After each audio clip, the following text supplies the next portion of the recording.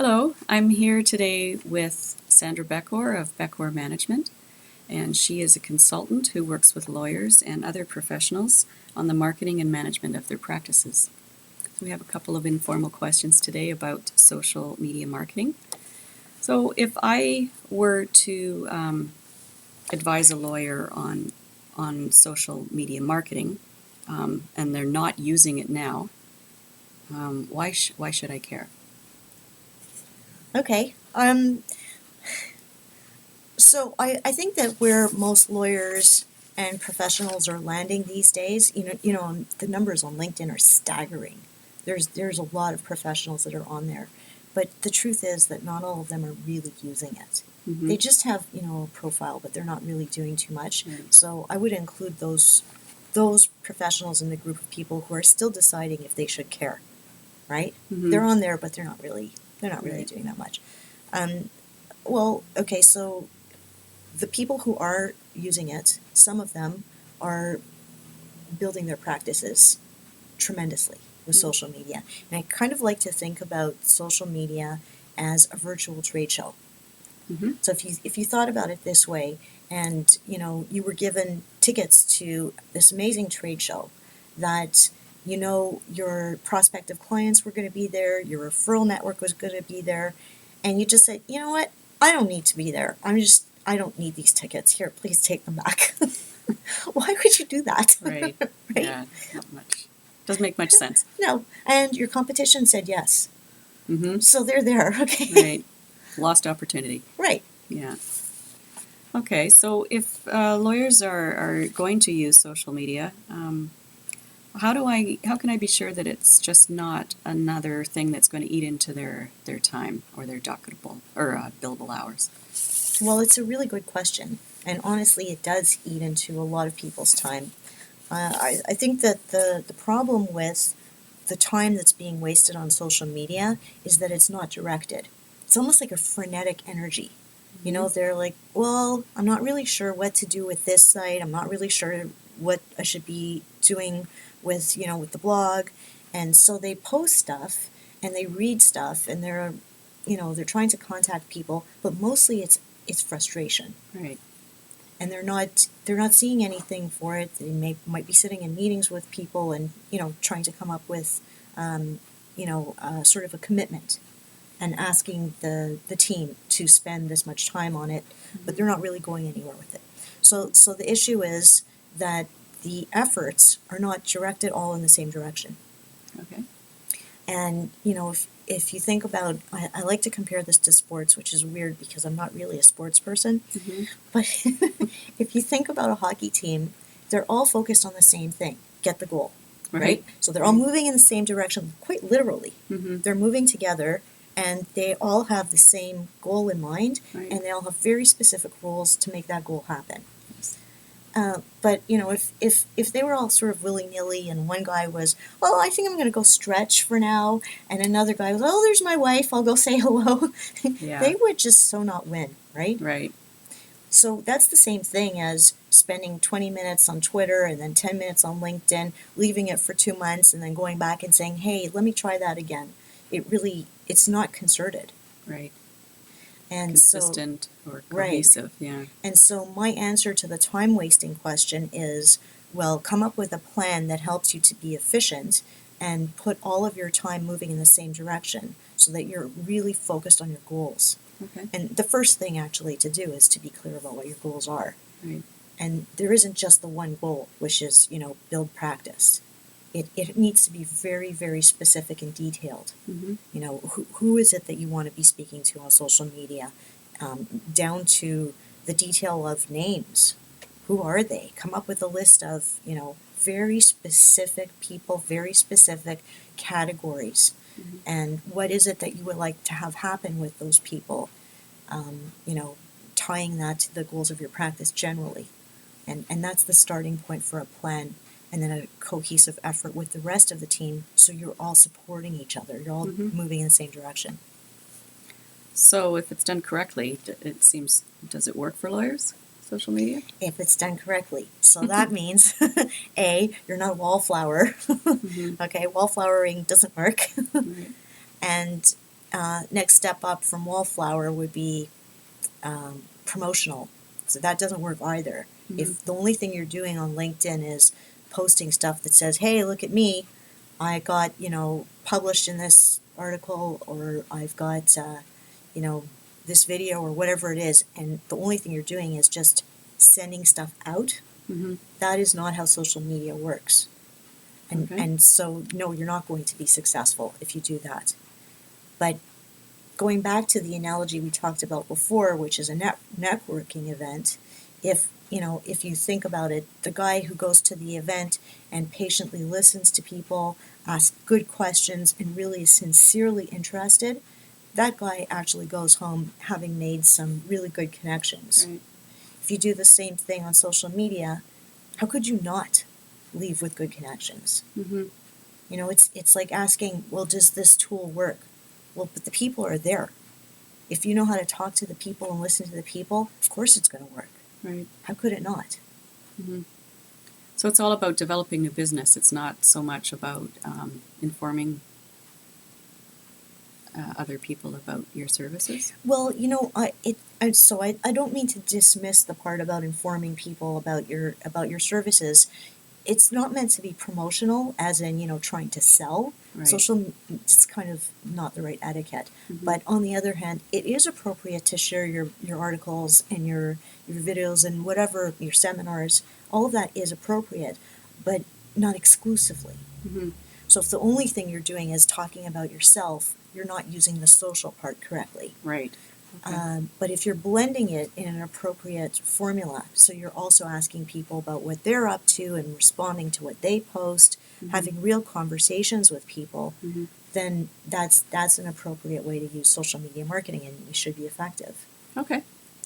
So let's say I'm a lawyer and I'm not very comfortable with doing it. Should I be outsourcing it?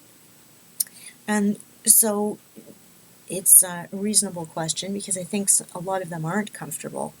And there's a way to work with a professional that will help you get to that comfort zone, but also leaving the part of the job that you should be doing yourself.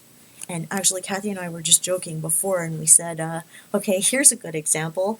Would you get somebody to go to a networking event for you with your business cards? No. No. No, Bad idea. Right.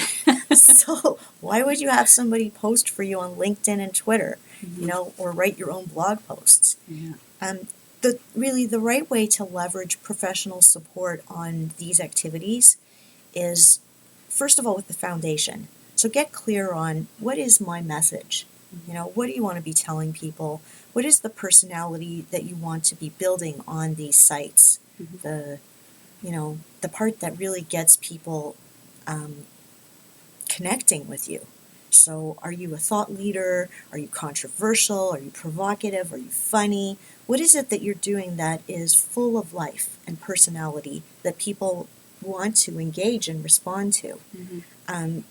A professional, first of all, can help you in terms of tying that to the vision and values of the practice, but also in terms of an objective point of view and clarity in messaging. Mm-hmm. So that's one part of the professional support, getting that foundation in place, writing that initial, description text that you need for, the team, for the company, maybe on your blog, just the initial foundational text, and then coming up with a strategy for basically all the subsequent posts. So how do we incorporate the vision and values, all that good stuff that we just talked about, into ongoing posts, Mm-hmm. and do it in a way that always has a little element of what is uniquely us. Right. You're not Personalize posting, it, yeah. right? You're not just Mm-hmm. posting just for the sake of it. And believe me, when you do that work, it makes you comfortable with it. Mm-hmm.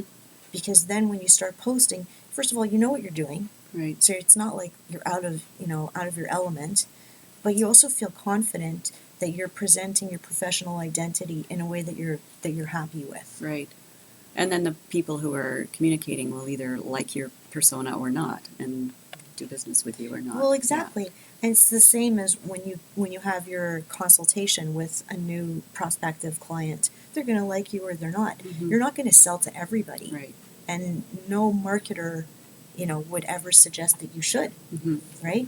It's about figuring out who is the bullseye market that you're targeting and coming up with a strategy that they're going to relate to and connect with and really respond to. Mhm. Okay. So then what are the best sites for lawyers to use? So I don't really have a blanket approach. I don't recommend one over the other. It's about being clear on what your goals are and leveraging your starting point. So where are your connections today? Who is your target market? What are they using? Which sites are they Oh, on? okay. What are they doing with it? Right. And who is in your team right now? What are their skills and talents? Are they good writers? Are they excited about video? Yeah, that's important You know, for engagement. Is you've got to like what you're doing. right. Mhm. Or feel comfortable. Well, exactly. And, I've heard from some clients that they are, kind of trying to set expectations that their lawyers write X number of blogs, Right. Per month or whatever. Stress. Yeah. And for some of them, Yeah. it's really stress. Yeah. It's not their comfort zone. No. Mm-hmm. And then others are like, yeah, I love it. Right. I'll write it at 10 o'clock at night. And Yeah. so Same with speaking, I guess, too, right? Yeah, and for some of them it would be like nightmares all weekend because Yeah. they have to speak. Yeah. So taking into account the talents of your team, build that into your social media marketing plan. It actually is really helpful towards meeting your goals. Mm-hmm. Okay. So how would we measure success that it's working? And it's such a tricky thing, right? Okay, so when you go to the networking event, how do you know that you were successful? Right. Do you count the cards you gave out? Yeah. Or, how many conversations did you have? Mm-hmm. How many people walked right past you? Right. At Starbucks they have this expectation that their staff have to engage conversations, and that's part of their compensation. Oh, Yeah. really? Right. Hmm. Well, I think that's the idea. So, if you want, you can get into fancy analytics. You can start counting your followers. You can start counting viewership. And all of this. It's all available if you want to do that. But to be honest with you, I'm not sure you're really going to be looking at the measurements that reflect whether or not these activities are building your practice doing Yeah. that. Right. And to me, one of the most important things is, did you convert it to offline? What do you mean by that? So you could have a relatively small following on online compared to some others that are really, collecting the Twitter followers and, the traffic, and have deeper engagement with those people. So, okay, maybe you've met more of them. Right. Maybe, you've had collaborations with some of them. Maybe you've done referrals for them, or they've done it for you. Maybe you've started groups together. And that would be a much better way of turning your social media marketing activity into real life connections that help you to build your practice. Right. So it's a cumulative measure, I guess, then.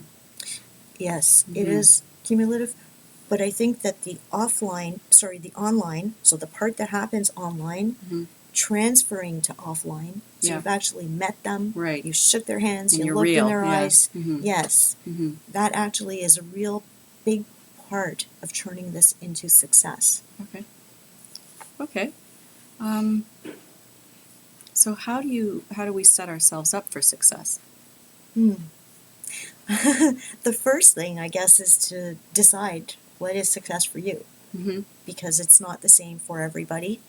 And once you're clear on that, putting in place a plan that starts with best marketing practices, which is, the real branding, whether or not that includes a logo and a tagline, foundational stuff like a good website, brochures, presentations. Really, the point is that you would be clear on the messaging. Okay. So your firm, has this clarity about what it wants to say about itself, first of all, at the highest level, and second of all, by area of practice, by professional, there is that clarity and consistency. Right. And then it transfers into social media marketing activities, Right. so that you're not discounting the foundation and saying, oh, social media marketing will make up for it, because it won't. Mm-hmm. So everyone would have their own personality, but it would all streamline to Right. the same message. Yes. Right. Okay. Yeah. Well, that's very interesting. Thank you very much, Sandra, for all your information. Oh, my pleasure.